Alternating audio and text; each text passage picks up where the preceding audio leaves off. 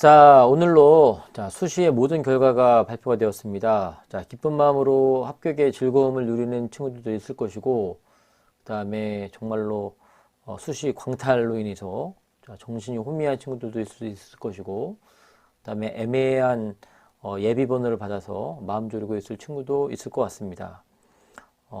추가 합격 발표 기간 동안에 우리가 정말로 겸손해질 수밖에 없는 기간인데, 우리가 할 수 있는 것들만 했으면 좋겠습니다. 혼자 고민하고 걱정해봤자 결과가 달라지지 않기 때문에 겸손하게 기도하는 마음으로 결과를 잘 기다려 보시고, 우리가 할 수 있는 건 뭐냐면 입학처에서 발표하는 그 일자들을 잘 확인해서 놓치지 않도록.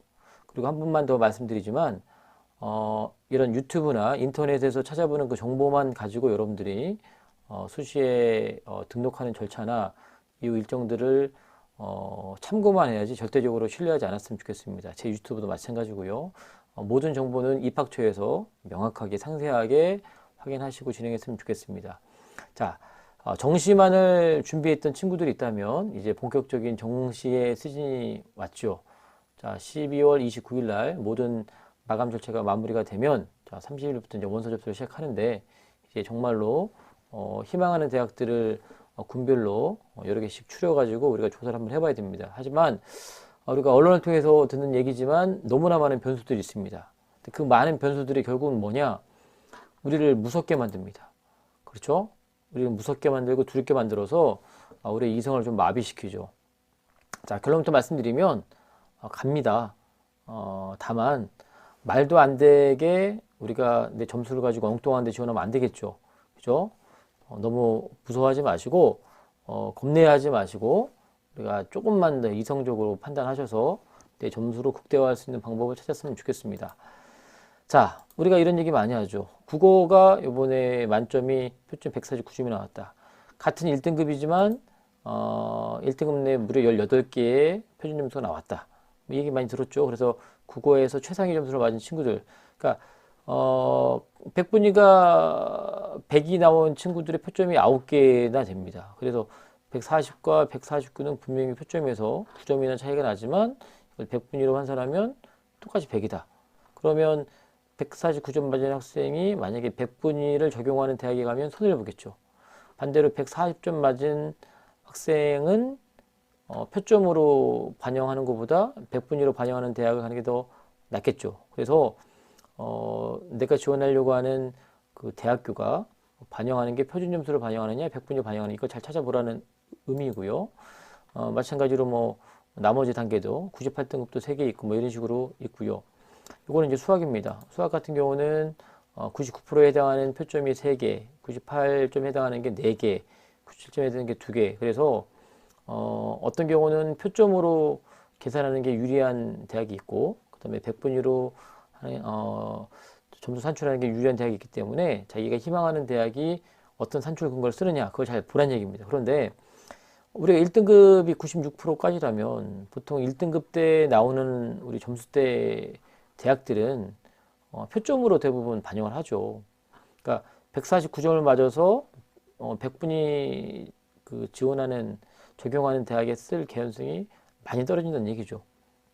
자, 그런데 우리가 1등급 그 이하부터 보면, 자, 이게 올해 국어고 이게 작년도에 국어에 도수 및 백분위 매치된 건데 표준점수하고, 자, 작년에 2등급에 해당하는 89%에 해당하는 표준점수는 124였고, 작년 같은 경우는 125였습니다. 3등급은 116, 116, 4등급은 108, 108. 별 차이가 없죠. 결국은 우리가 앞에서 언급했던 이 정도 레벨만 차이가 많이 난 겁니다. 그래서 우리가 국어 최상위에 해당하는 이 표점을 맞은 친구들만 상당히 유리하고, 이 친구들, 이 점수에 있는 친구들이 100분위로 적용되는 대학을 썼을 때 좀 손해를 볼 가능성이 있다는 거죠. 나머지는 별 차이가 없을 것 같고요. 자, 그 다음에 수학 같은 건 마찬가지입니다. 작년에 2등급에 해당하는 89%에 해당하는 표점 124, 작년은 125, 올해는 124, 작년은 125, 올해는 116, 작년에도 116, 올해는 108, 작년에도 108. 그거 비슷하죠. 그죠? 근데 우리가 1등급, 수학 1등급, 국어 1등급은 131이었지만 표점이, 수학은 얼마였죠? 수학은 137이었죠. 오히려 국어 최상위에 있는 레벨들이 이득을 볼 수 있겠지만 전반적으로 수학에 대한 표점이 올라갔기 때문에 수학에 대해서 메리트가 더 있을 수 있는 거고 아무튼 이런 변수들이 있다는 얘기를 많이 들으셨을 것이고 또 하나의 변수가 뭐냐면 아까 금방 말한 것처럼 수능 반영 방법을 어디 쓰냐 서울에 우리 흔히 말하는 15개 대학에 해당하는 대학들은 국어하고 수학은 표준 점수 그 다음에 탐구는 변환 표준 점수 쓰죠 100분위에 기반해서 난이도에 따라서 점수를 이렇게 보정해 주는 게 변환 표준 점수인데 그리고 100분위 쓰는 대학들은 서울에 있는 중하위권 대학과 여대들 그리고 보통 수도권의 대학들이 많이 100분위 쓰고요 그 다음에 표점만 그러니까 국어 수학 탐구도 표점 우리 이제 서울대가 그렇게 되는 거고 서울과기대, 서울교대, 서울대 공통점이 있죠. 다 공립이라는 거죠. 네, 홍익대는 아닌데 꼽힙니다. 홍익대는 아무튼 입시에 있어서 뭔가 좀, 좀 튀는 게 없지 않아 있습니다. 왜 그런지 잘 모르겠지만 아무튼 홍익대는 좀 안 낄 것 같은 자리가 많이 껴있는데 표점만 반영하는 대학들이 이렇게 4개 정도만 알고 있으면 될 것 같습니다. 그래서 아까 말했지만 이 국어하고 수학에서 표점을 쓰는 대학과 100분위 쓰는 대학들이 레벨 차이가 많이 나기 때문에 100분 있을까 표점 쓸까 그 1등급 최상에 있는 표점 맞은 친구들한테는 이게 고민거리는 아니지 않을까라는 좀 생각을 좀 해봤고요. 그 다음에 아까 얘기했지만 100분위 표점, 그러니까 명지대는 100분위를 반영하는 대학이고 경희대는 표준점수와 변표를 하는데 경희대와 명지대를 예를 들어 가나 다구는 세 개를 쓰게 되는데 명지대와 경희대를 같이 쓸 일은 그렇게 많지는 않지 않을까. 그죠? 하나는 경희대 쓰고 하나는 명지대 쓰지 않지 않나 싶어가지고 이 유불리를 따지기 쉽지 않을 것 같고요. 또 하나 우리가 봐야 되는 게 이거죠. 반영 비율이죠. 인문은 당연히 국어가 높고 그 다음에 자연은 수학이 높은 게 기본적인 패턴인데 그 중에서 특히나 경희대 같은 경우 사회계 같은 경우는 수학이 이렇게 높아요. 그죠? 그리고 탐구를 하나 반영하냐 두 개 반영하냐. 서울에 있는 상위권은 대부분 2개 반영하는데 중하위권은 1개 반영하는 대학도 있고요. 그 다음에 수학 같은 경우도 인문은 수학에 대한 선택 과목이 제한이 없는데 자연과정은 미적으로 딱 미적과 과탐을 찍는다만 그래서 이따 뒤에 말하겠지만 이 미적 과탐을 선택했던 이 자연계열이 문과로 침공할 수도 있다고 하는 얘기들이 이런 거고요. 자, 그 다음에 이거 예전에 얘기했던 것 같은데 작년도에 가군에 있던 서울대가 올해 나군으로 옮겨왔습니다. 군이 이동했더니 작년에 나군에 있던 연고대가 가군으로 이동했어요. 그와 동시에 작년에 서강대와 이대가 가군에 있던 게 서울대 따라서 어떻게 보면 정확히 말하면 연고대를 피해서 나군으로 왔죠. 이런 군에 대한 그 이동도 우리 입시의 변수가 될 수 있다.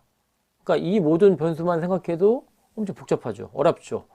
무섭죠. 도대체 어떻게 가야 되느냐. 그리고 이렇게 분할 모집하는 대학들도 학과가 이렇게 옮겨가는 학과들도 있습니다. 자, 뭐 이거 이과도 마찬가지, 자연계열도 마찬가지죠. 자, 이제 인문과 자연 같이 한번 봤는데, 자, 보통 우리가 서울대 연고대를 한 세트로 보죠. 보통 가군에서, 그러니까 나군에서 서울대 쓸 친구들이 연고대 쓰고, 그다음에 다군에 쓸데없으니까 중앙대 쓰겠죠. 인문 쪽에서는 이럴 개연성이 있는데 대부분 요 안에서 놉니다. 그죠? 그래서 가군에 연고대 쓰고 나군에 연고대 중에 하나 쓰고 나군 쓰고 그다음에 다군에 중앙대 쓰기 뭐 하니까 이제 한의회나 그다음에 이런 쪽 뭐 쓰게 되는 경우가 있죠. 점수 맞춰서 너무 차이가 많이 나니까 그래서 다군에 쓸 데가 없는 경우가 있고 그다음에 서성한이를 이제 같이 묶어서 요 안에서 빙글빙글 돌아가는 경우가 있습니다. 그죠? 그래서 서울대를 올려 쓰거나 아니면 연고대를 올려 쓰거나 아무튼 옆에 같이 쓰거나 이렇게 하고요. 그다음에 요 중경외시에서도 우리가 패턴에서 봤지만 그래서 뺑글뺑글 쓰거나 그렇게 이제 하나 둘 올리고 내리고 할 수 있는 겁니다. 여기서 안정으로 가느냐 상향에 따라서 올리고 내리고가 결정해주고 건너공수도 마찬가지입니다. 요 안에서 뺑글뺑글 쓰는데 그죠? 내가 욕심을 내면 요 위에 레벨을 쓸 수 있는데 단 올해 문제가 뭐냐면 올해 변수는 이것만 해도 되게 복잡하죠. 그죠? 내 점수가 연고대를 반드시 붙을 수 있을 정도의 확신이 있다면 여기 쓰겠죠. 서울대 한번 질러 보겠죠. 그죠? 그 다음에 안정으로 말 그대로 그 중앙대 뭐 이렇게 쓰거나 여러 가지 변수들이 있을 수 있는데 우리는 자연계열에 있는 요 학생들이 요쪽으로 인문 쪽으로 넘어오는데 옆으로 수평으로 넘어오는 게 아니라 위로 질러서 넘어온다는 겁니다. 그런데 이게 이 서성한 요 레벨에서 연고대를 쓰거나 정말 많이 무리해서 연고대가 확신이 있으면 요 레벨에서 서성 한의 중에 써야 되는데 서울대를 질린 경우가 발생할 수 있겠죠. 그러니까 여기도 우리가 이 패턴을 분석한다고 하지만 어떤 심리 기제가 작동해서 떻게 이동할지 잘 모르는데 자연계열에 있는 아이들이 인문으로 넘어온다는 겁니다. 자, 서강대에 썼던 학생이 이렇게 연고대를 상향을 쓸 수 있는데 자연계열에서 이게 아니라 인문 쪽에 연고대를 쓸 수 있다는 거죠. 그러면 자연계에 썼던 그 작년의 패턴 아이들이 인문으로 넘어가 버리면 여기가 빌 수도 있고 그 다음에 여기가 넘칠 수 있는 거죠. 예측하기로는 숫자가 많을 거라고 예측하는데 많다는 얘기가 많으니까 또 안 쓸 수도 있고 그죠? 정말 많을 수도 있고 그러니까 이런 변화들이 많이 생길 수 있다는 얘기입니다. 자, 그래서 제가 한번 시뮬레이션 한번 돌려보려고 합니다. 진스고등학교, 진학스토리의 줄임말 진스고등학교의 김진스라는 학생을 가상임을 해서 점수 이렇게 한번 입력을 해봤습니다. 한국생 2등급을 맞았고 그건 엄매를 선택했는데 자 3등급 맞은 학생이고요. 자 이렇게 입력을 한번 해봤습니다. 그런데 그랬더니 이 학생 분석해봤더니 국어 수학 탐구에서 이제 한 과목을 또 반영하면 탐구 중에 한 과목을 반영하면 평균 100분이 87이 나오고 두 과목을 다 반영하면 82%라는 학생이죠. 이렇게 대충 따져봤습니다. 자, 그런데 재밌는 건 뭐냐면 올해는 말 그대로 수학과 국어에서 그 어떤 통합 수능으로 인해서 우리가 전년도하고 비교하기가 쉽지가 않은데 그거를 이렇게 변환해 줍니다. 특히 수학 같은 경우는 더 뭐랄까요 그 미적과 기하에 해당하는 우리 자연계열 학생들에 해당하는 점수가 더 많이 높게 나올 수밖에 없기 때문에 자 올해는 94%로 132점 나왔지만 그걸 작년도 점수 놓고 보면 90%에 124점 나왔을 거다. 수학 가용해서 이렇게 바꿔줍니다. 근데 실은 이거를 일일이 매칭해서 계산하기가 쉽지가 않아요. 아까 앞에도 표를 보여주셨지만 일일이 다 어떻게 계산합니까? 그래서 우리가 프로그램을 쓸 수밖에 없습니다. 이거는 대입 상담 프로그램이라고 현직 교사 선생님들이 거의 다 쓰고 있는 프로그램들입니다. 대교육에서 만든 기반의 프로그램이고 선생님들이 데이터들을 다 수합을 해서 전국에 있는 모든 자료는 아니겠지만 상당히 많은 자료들이 여기에 들어가 있는 겁니다. 자, 그래서 이렇게 계산해 주죠. 자, 그렇게 해서 이제 분석을 합니다. 아까 나왔던 그 김진스라는 학생의 점수를 분석을 하는데 이렇게 분석이 돼요. 그래서 이 학생을 아까 얘기했지만 국어 수학 탐구를 표준 점수의 평균으로 봤을 때 평균과 합계가 나오는데 탐구를 한 과목 반영했을 때 316점이 나오고 두 과목 반영했을 때 367점이 나오죠. 탐구가 하나는 4, 하나는 2등급이기 때문에 이런 차이가 있겠죠. 그죠? 그리고 100분위로 따지면 87%, 두 개면 82%. 이렇게 따지는 거고 이런 것들은 우리가 보통 어디가 사이트에서 보면 전년도 자료 보면 평균 점수 그러니까 70% 합격자 등록자의 70% 커서 보여주는데 87이니 89니 이렇게 보이잖아요. 그러니까 대충 가늠할 수 있는 겁니다. 자 그리고 이거는 신문에 나왔던 건데 대성학원에서 예상하는 겁니다. 서울대 그 표점 412점 나온 학생 아까 여기서 보여줬지만 수학 2등급 영어도 2등급 국어는 3등급 이 정도 나온 친구들이 표점이 367이 나오는데 410이라는 얘기는 그냥 다 1등급 맞았습니다. 1등급 중에서도 높은 1등급 맞은 아이들이 보통 서울대 요런과 서울대에서 자연계열 중에 좀 그래 중하위권 쓸 점수를 가지고 이문 쪽에 요런 데 쓸 거다. 이런 예측을 한 겁니다. 숭실대, 건대 쓸 아이들이 한양여대 쓸 거다. 예측하는 거예요. 정말 맞을지 안 맞을지 모르겠지만 자, 이거는 이제 종로에서 나온 것 같은데 또 신문기에서 나왔던 건데요. 자, 이게 자연계열 유학생들이 인문교육에 쓰는데 정말 깜짝 놀랐습니다. 서울시립대 통계학과가 아니 서울시립대 수학과 정도 쓸 아이들이 고대 영어교육과를 지원할 거고 시립대 토목공학이 고대 동문과 건대 건축이 서강대 건대에서 하나 올려서 경희대 쓴다 그러면 이야기했는데 그게 뭐 서강대 고려대까지 올라간다 그러면 이게 만약에 될 수만 있다면 이렇게 지원하는 게 맞죠. 그죠? 뭐 눈치 봅니까? 건대 갈 학생이 뭐 예를 들면 서강대 갈 수 있다면 올려 쓰는 게 맞지 않을까요? 국민대 가래가 한양대 간다 그러면 맞겠는데 제가 이제 들은 건 과연 이게 맞는 얘기일까? 아까 말대로면 이 학생 367점이 나왔습니다. 진스 학생. 이 학생이 상명대나 국민대나 뭐 그게 그걸 수 있겠지만 자연계를 쓰면 상명대 생명공학과 가지만 인문으로 바꾸면 국민대, 세종대, 숭실대 정도 갈 수 있다. 그래서 한번 해봤습니다. 자, 그래서 이 대입 상담 프로그램 한번 돌려봤어요. 그랬더니 이 학생이 일단 이렇게 점수가 나왔습니다. 이게 환산 내 점수가 이제 올해 이 점수를 했더니 952점이 나온 거고 아까도 말했지만 올해 점수 체계와 작년 체계가 다르기 때문에 이걸 보정을 해줘야 돼요. 그 보정 점수가 바로 722점입니다. 그런데 전년도에 그러면 몇 점이 붙었냐? 자, 이게 어디가에 나오는 점수입니다. 70% 컷. 70% 컷이니까 마지막 점수는 커트라인은 모르겠지만 보통 696점인데 작년도 점수로 보정하는 게 722점이니까 지금 내가 만약에 썼으면 붙을 수 있다는 얘기입니다. 다른 편 다 빼고. 그래서 전년도 자료 봤더니 이렇게 690점까지 붙었습니다. 작년도 점수를 바꾸면 내 점수가 722점이기 때문에 붙을 수 있다는 얘기죠. 그죠? 그런데 이게 변수들이 있으니까 어떻게 될지 모르는데 이 학생이 아까 말한 대로 이제 국민대학교에 경영정보학과 인문계열로 바꿔 썼습니다. 그랬더니 국민대 점수로 844점이 나오는데 이거를 작년도 점수로 보정했던 838점이 나온 겁니다. 자, 그런데 문제는 뭐냐면 작년도에 요 경영정보학과의 그 70% 컷은 906점이었습니다.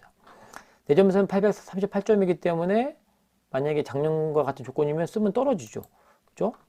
쓰면 떨어질 수밖에 없는데 여기 보니까 충원합격이 899점까지는 붙었습니다. 물론 더 아래로 떨어질 수는 있겠지만 어쨌든 수합한 자료 내에서는 899점까지는 어쨌든 붙었다는 겁니다. 그런데 838점이니까 괴리가 한 60점 가까이 나는 거잖아요.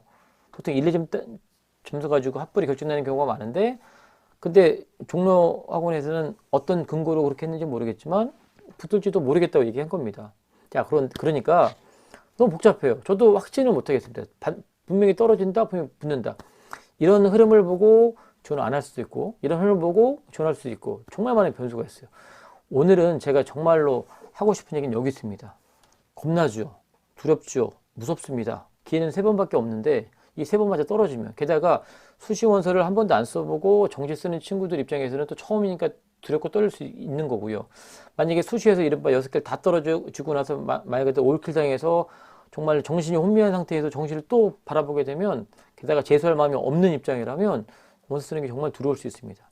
그럼 어떻게 하시겠습니까? 이 복잡하고 이 어렵고 이 많은 변수가 있는데 이거를 유튜브에 의존해서 유튜브에 누군지도 모르는 사람한테 이 점수로 붙을 수 있습니까? 물어봤을 때 오는 답변 가지고 원서 쓰시겠습니까? 저한테 그런 질문하면 전 답변도 못 해줄 뿐더러 답변하지도 않습니다. 어떻게 책임을 집니까? 그죠? 사설업체에서 뭐 어디 빵꾸 나니까 어디 써라? 저 같은 그런 말 절대 안 합니다. 어느 학과, 어느 대학이 어느 학과 빵꾸 나면 저는 말 안 합니다. 우리 학교 애들한테만 살짝 얘기해서 너 거기 쓰라고 말씀하시죠.